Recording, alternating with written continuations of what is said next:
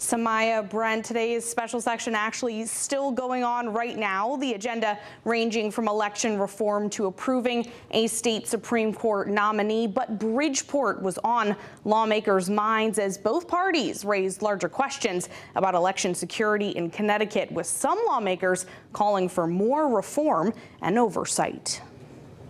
Democracy shouldn't occur in the dark of night, and that's what's happening. The cloud of alleged election fraud in Bridgeport covering the state capitol during Tuesday's special session. Our caucus takes very seriously what we have seen in videotape and the accusations being alleged in the city of Bridgeport.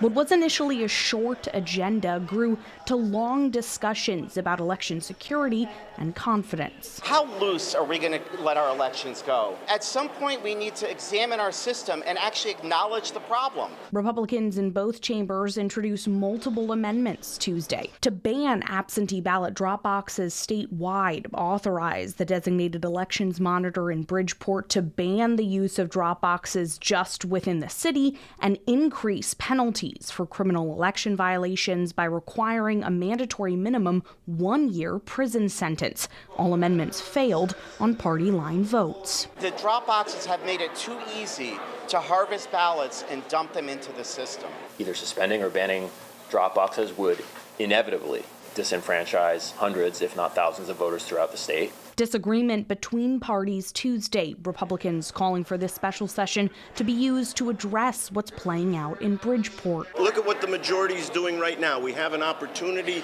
to fix this before the November election, and they want to push it out. While Democrats argue these issues should be taken up during the regular session in February. We don't believe the wrecking ball approach is the right one here. All you're doing is disenfranchising those individuals. We need to allow the situation to develop in Bridgeport so we actually know what happened, and we'll be back in regular session soon enough in order to make any changes we may need to make in any direction.